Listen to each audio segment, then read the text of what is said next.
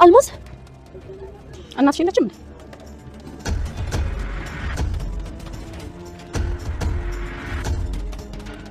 ቆይ ምን ታደርጊ ነው የመጣሽው? ያምሻል እንዴ? ቆይ ስለምታይሽስ? እሷን ለማግኘት አይደለም የመጣሁት። አንቺና ባይሉማ እንደምን ልታጃጁ ይሞክራችሁ አይደል? ባይሉ ታስሯል አልኩሽ እኮ። ብርሽንም ደግሞ እያዘጋጀሁልሽ ነው። ቆይ እስከ ነገ ብለሽኛል ነበር። እና በዚህ በጠዋት ከየት አመጣለሁ?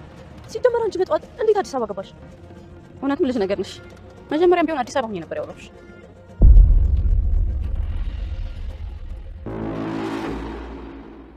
እንዴ በዚህ ሰዓት ደግሞ ከማን ጋር እያወራች ነው?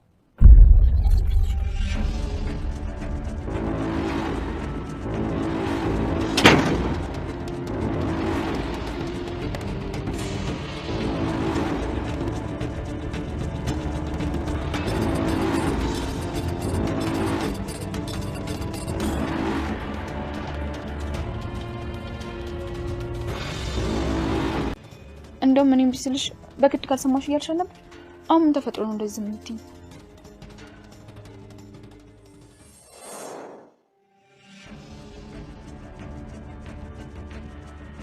እች ሴትዮ ለብሌንነቱን ለመናገር ነው እንዴ መጣችሁ? የሆነ ነገርማ ማድረግ አለብኝ። አዎ መጣልኝ። ለብሌን በውሸት ሰላም እናቷ እንደሆነች የነገርካት ነገር ያች አሮጊት ሳታምናት ቀርም። አንቺ ምንድን ነው የምትቀባጥሪው? የሆነች ጅል አሮጊት ማንም የነገራት እንዲህ በቀላሉ ታምናለች? እኔማ ብታይ እንዲህ በቀላሉ ሁላ የምታምነን እኮ አልመሰለኝም ነበር።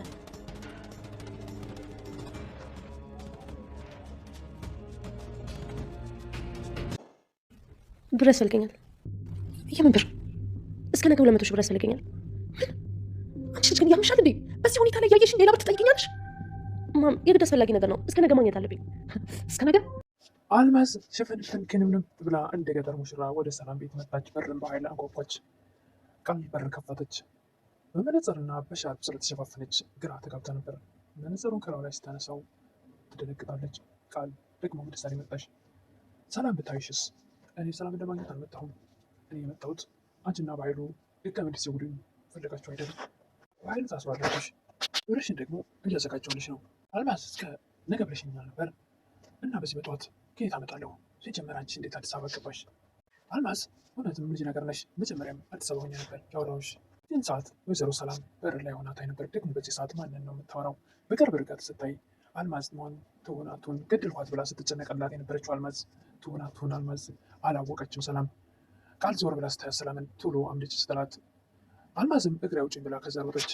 ለሰላም ያለውን ነገር በግልጽ ከመናገር ሲልቅ ገና ደግሞ ከቃል ገንዘብ ትጠብቃለች። አልማዝ ሰላም ጤና ይስጥልኝ ውድና የተከበራችሁ በመላው ዓለም ያላችሁ ኢትዮጵያውያን ተወዳጆች እግዚአብሔር ይመስገን ደህና ነኝ። አደራ ክፍል 26ን አብረን እናያለን። የባለፈው ክፍል ብሌን ለህግ አካል በመደወል መጀመሪያ እነ ሰላም አልማዝን ገለው አሪቀው እንደቀበሯት ስትሰማ እጅግ በጣም ልቧ ተነክቶ ነበርና እንዴት ወንጀል ይደበቃል በማለት ለህግ አካል ትደውላለች። ልናገር አልናገር የሚለው ነገር አሳስቧት ስልኩን ባለ ጣኑም ሄሎ ሄሎ እያለ ይጠብቅ መልስ ያጣል። ብሌን ምንም አይነት መልስ ሳትሰጥ ለመናገርም እየሞከረች የት አካባቢ ነው ወንጀል የተሰራው ሲባል አዲስ አበባ በሚባል ሰዓት አዲስ አበባ የት አካባቢ ሲባል የሆነ ድምፅ እያወጣች ነገር ግን ሙሉ በሙሉ መናገር አልፈለገችም። ባለስልጣኑም ደጋግሞ ሄሎ ቢል ምንም መልስ ሊያገኝ አልቻለም። በዚህ ሰዓት ነበር እንደዚህ ላይ ነበር ያለቀው ድራማው ወይም ቪዲዮው። ቀጣዩን ክፍል አብረን እንይ። ቀጣዩ ክፍል ብሌንም የህግ አካሉ የት አካባቢ ነው የተፈጸመ ወንጀሉ ቢላትም መልስ መስጠት አልቻለችም። ይልቁንስ ሰላም ያለቻትን ነገር ነበር የምታስታውሰው። አልማዝን እንደገደላቸው አውቄያለሁ በምትላት ሰዓት ሰላም ደግሞ እባክሽ ለፖሊስ እንዳትናገሪ፣ እባክሽ ከታሰርኩኝ ልጄ ትሞትብኛለች ያለቻት ቃል ነበረ ብሌን የምታስታውሰው።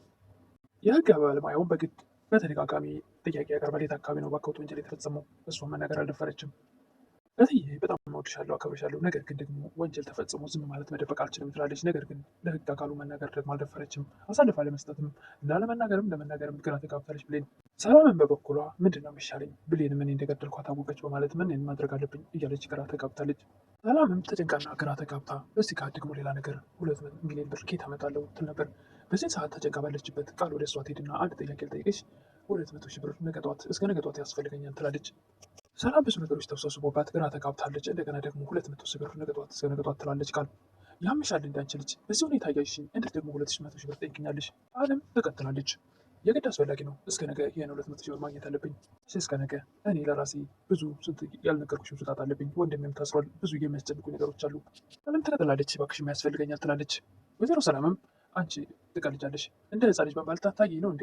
አልችልም ብላ ተነስካ ከተገባ ትሄዳለች። ሰላም ቃልም በበኩሏ እንዴት አድርጌ ነው አፏን ላዘጋት የምችለው? እዚህ ከመጣች ደግሞ ሁሉንም ነገር ለሰላም ትነግራታለች። ብሌንም የሷ ልጅ እንደሆነች መናገሩ አይቀርም እያለች መጨነቅ ትጀምራለች። ብሌን የደወለችበት የህግ ባለሙያውም አሁንም ይቀጥላል። ደዋያችን ወንጀሉ የተፈጸመበት የት አካባቢ ነው? አዲስ አበባ እያለች ብሌን ለማውጣት ከ100 እየበረች 20 እያለች 22 ለማለትም ለመድፈር አልቻለችም። ግን ደጋግሞችን ቃል እየጠራች ነገር ግን መናገር አልፈለገችም። ስልኩን ትዘጋዋለች።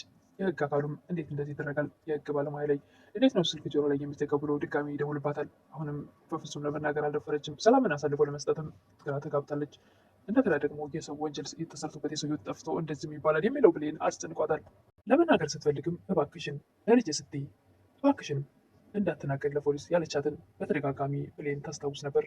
ብሌንም በፖሊስ አካሉ ላይ ስልኩን ከዘጋች በኋላ ምን እያደረግኩ ነው? እትዬ ላሳስራት? እንደዚህም አይሆንም ትላለች። ብቻዋን ትጨነቃለች፣ ትደነግጣለች። አሁንም በድጋሚ የህግ ባለሙያው ይደውላል። እባክዎትን ይቅርታ አድርጎልኝ ምንም ወንጀል የሚባል የለም ተሳስቼ ነው ትል ነበረ ብሌን። የህግ ባለሙያውም እርሷ አይደሉ ወንጀል እንደተፈጸመ ይደውሉልን የነገሩን? ይቅርታ ወንጀል የተሰራ መስሎ የነበረ ምንም ወንጀል የለም ትላለች ብሌን በተደጋጋሚ። ወንጀልን ለመደበቅ መሞከር ራሱ ይሄ ሌላ ወንጀል ነው ይል ነበር የህግ ባለሙያው። ደበቅ አልሞከርኩም ተሳስቼ ነው ትል ነበር ብሌን። የህግ ባለሙያውም የተሳሳተ ጥሪ በማድረግ ራሱ ጊዜ ማቃጠልን ይህ ራሱ ሌላ ወንጀል ነው። ብሌንም ምንም የማውቀው ነገር የለም በቃ ተሳስቼ ነው ብላ ድጋሚ ስልክ ትዘጋለች። ስልኩን ከዘጋች በኋላ ወይኔ ጉዴ ምን አይነት ችግር ውስጥ ነው የገባሁት? ደግሞ ጭራሽ የህግ አካል ጋር የፍሬ ለማልናገር ነገር ማድረጉ ያለኝ እያለች መጨነቅ ትጀምራለች ብሌን። የህግ አካሉም ለሶስተኛ ጊዜ ይደውላል። የህግ አካል ላይ እንዴት ስልክ ይዘጋሉ? ብሌንም ይቅርታ ስልክ ባላንስ ጨርሶ ነው ትላለች። የደወሉት እኮ በነፃ መስመር ነው ይላል የህግ አካሉ። ያበቁት ነገር እንዳለ ግልጽ ነው። ለመደበቅ ቢፈልጉም ነገር ግን ከህግ ማምለጥ አይችሉም ብሎ የህግ አካሉም ስልኩን ይዘጋል። ብሌንም በበኩሏ ተጨንቃለች። የማልገባበት ከባድ ችግር ውስጥ ነው የገባሁት። ምን ማድረግ ነው ያለብኝ ትል ነበር። ስሜን ላውጣ ብላ ብሌን ሲሙን ታወጣለች። ሲሙን ከቀፎ ላይ በማውጣት በቀላሉ የምትገላገል ነበር ብሌን የመሰላት። ቃልም በበኩሏ ለሳሚ ደውላ መርቻለሁ፣ ብሩን ካልሰጠናት እኮ መጣቱ አይቀርም፣ ሁሉም ነገር ነው የሚበላሸው፣ ሜዳ ላይ ነው የሚቀረው ትል ነበረ። ቃል ደግሞ ከመጣች ለብሌን ሁሉም ነገር ነው የምትነግራት። መረጋጋት አለብሽ፣ ለምን ሰላምን አትጠይቂያት የሚል ነበረ ሳሚ። ጠይቂያት ነበር ግን ወንድሜ ታስሯል አልችልም አለችኝ። በጣም ችኩል ነኝ እንጂ በኃይሉ ባላሳስረው ይሻለኝ ነበር ትል ነበረ ቃል። ራቢን በቃ እኔ ደውዬ እጠይቃታለሁ አትጨነቂ ይላት ነበር። እና ምን አማራጭ አለን? ቶሎ ልታስገባለት ትችል ይሆን ትል ነበር። እናስፈራራታለን እንድታስገባ ይል ነበር ሳሚ። ወይዘሮ ገነትም ወደ ብሌን ሲደውሉ ብሌን ስሙን ስላወጣችው ማግኘት አይችሉም የሚል ነበር ስልኳ። ደግሞ ምን ሆና ነው ብላ ወይዘሮ ገነት ትጨነቅ ነበር። ዳግም ብሌን ሳያት ብሌን ብሎ ሊነካት ሊጨበጣት ወይም ሰላም ሌላ ሲፈልግ በፍጹም እንዳትነካኝ፣ አይደለም ሰላም ልልህ ላይ አልፈልግም፣ እባክሽን አንዴ ብቻ ስምኝ ነበረ። ልሰማ አይደለም ላይ አልፈልግም፣ ወንጀለኛና ውሸታም ጋር ማውራት አልፈልግም ትል ነበረ ብሌን። እባክሽ ሰውን እንደ ራስሽ አንጻር አትይ፣ ምን አለበት አንዴ ብትሰሚኝ ነበረ ዳጊ። አንዴ ልቅ ካልፈለግክ በስተቀር ሁለተኛ እኔን አታገኘኝ ትል ነበረ ብሌን። ለእኔ ለአለማየት ነው ስራ የምትለቂው፣ በቃ ስራሽን ማትለቂም፣ እኔንም ሁለተኛ አታይኝም፣ ስራሽን አትልቀቂ ይል ነበር ዳግም። እንደዛ ካደረግክ ባለሁለታዊ ትሆናለህ ብላ ጥላ ወደ ቤት ትገባለች ብሌን። ወይዘሮ ሰላምም ብሌንን በርከክ ብለው ይቅርታ ይጠይቃሉ። ክላስተር ወርቃ ሰላም ይቅርታ አድርግልኝ ስለምትላት ለፖሊስ እንዳልናገር ከሆነ አልናገርም፣ አይዞሽ አታስቢ፣ አሁን ተነሽ ከእግሬ ላይ ትል ነበረ ብሌን። ይህ በዚህ ጉዳይ ላይ እኔን አይደለም ይቅርታ መጠየቅ የሚገባሽ ትል ነበረ ብሌን። ካለው የኔ ልጅ ነገር ግን የቃልን ንግግር ሰምቼ አንቺን የማይገባ ተናገርኩሽ ትላለች ወይዘሮ ሰላም። ብሌንም እኔ ለአንቺ ብዬ ነበር ያደረግኩት፣ እንደዛ ሆነሽ ያን ነገር ብነግርሽ ደግሞ ለጭንቅላትሽ ጥሩ አይደለም ብዬ ነበር ያደረግኩት፣ እኔ ለራስሽ ብዬ ነበር ትል ነበረ ብሌን። ይቅርታ ትላለች ወይዘሮ ሰላም። ለምን ይቅርታ ትኛለሽ? እኔ እኮ በአንቺ ስራ ያለው ባሪያሽ አይደለሁ እንዴ? እንደፈለግሽ ማድረግ ትችያለሽ። ወይዘሮ ሰላም እባክሽ ብሌንዬ በቃላቶችሽ አታኩሲኝ፣ በቀርሽልኝ፣ ስልክ ዝግ ስለሆነ እናቴ ጋር ልሂድ፣ መታ እንዳትጠይቀኝም አንቺ ካልከለሻታል አይደል ትል ነበረ ብሌን። ወይዘሮ ሰላምም ያለችው ቃል ትዝ ይላታል። ወይዘሮ ገነት ከዚህ በኋላ እዚህ ቤት ላይሽ አልፈልግም፣ እኔ የቀጠርኩ ልጅሽን እንጂ ሙሉ ቤተሰቡን አይደለም ያለችው ቃል ትዝ ይላትና ታስታውሳትና ትጸጸት ነበረ ሰላም። ሰላም በተናገረችው ቃል ብሌን ስትሸማቀቅ፣ ወይዘሮ ገነትም እንደዚሁ አንገታቸውን ሲደፉ፣ ቃል ደግሞ ስትደሰት ያን ነገር ያስታውሱ ነበር። ነገር ካስታወሰች በኋላ ወይዘሮ ሰላም እባክሽ እኔ ልጅ ትል ነበር ወይዘሮ ሰላም ብሌንን። እኔ ልጅሽ አይደለሁም ገረድሽ ነኝ እንጂ ከፈቀድሽልኝ አሁን እናቴ ጋር ልሂድ። ይህንም ወደ ወይዘሮ ገነት መጣ። እናቴ ባለፈው መልዕክት ነበረ ስለ ወላጅ እናቴ ምን ሰምተሻል ትል ነበረ። እናቴ የሆነ ነገር እየደበቅሽ ነው አይደል ትል ነበረ ብሌን። ልጅ እናቴ የት ናት ትል ነበረ ብሌን። ብሌን እኔ ምንም የማውቀው ነገር የሰማሁት ነገር የለም የሚለው ነበር ወይዘሮ ገነት። ትነግሪኝ ነበር እንዴ? እንደው ምን አያስፈልግም ስልሽ በግድ ካልሰማሽ ነገር እያልሽኝ አልነበር? አሁን ለምን መደበቅ አስፈለገ ትል ነበረ ብሌን። ወይዘሮ ገነትም ብሌን ስታስጨንቃት ለመናገር ብትፈልግ ነገር ግን ወደ ወይዘሮ ሰላም ቤት ስትሄድ እውነታውን የብሌንን ነገር ለመናገር በምትሄድበት ሰዓት በር ላይ ብቅ ስትል ቃል ወይዘሮ ገነት ታያታለች። ቃልም በማስመሰል ይቺ ሴትዮ በውሸት ሰላም እናቷ እንደሆነች የነገርካትን ያች አሮጊት ሳታምን አትቀርም፣ ነች ሞኝ አሮጊት፣ ማንም የነገራትን ነገር በቀላሉ የምታምን እያለች ስታወራ በር ላይ ታዳምጣለች ወይዘሮ ገነት። ይህን ቃል ስትሰማ ተመልሳ ወደ ቤቷ ትሄዳለች ወይዘሮ ገነት።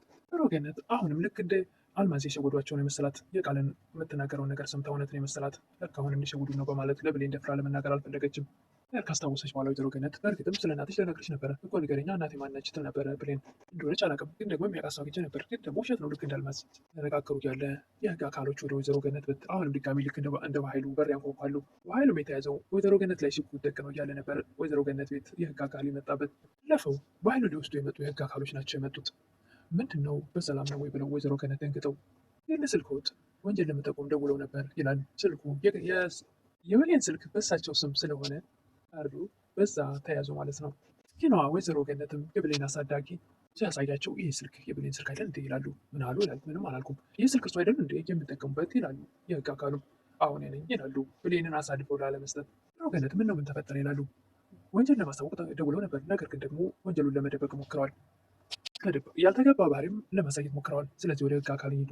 ምን ነገር ስትሰማ ወደ በር ብቅ ትላለች። ችግር አለ እንደ ምንድን ነው ትላለች። ከፌደራል ፖሊስ ነበር ጠቆማ ደርሶ የመጣ ነው። በዚህ ስልክ ውሎልናል። ደግሞ ያልተገባ ባህሪ ማሳየትና ወንጀል መደበቅ ተሞክሯል። እኔ ነኝ እሱ አይደለችም ትላለች ብሌን።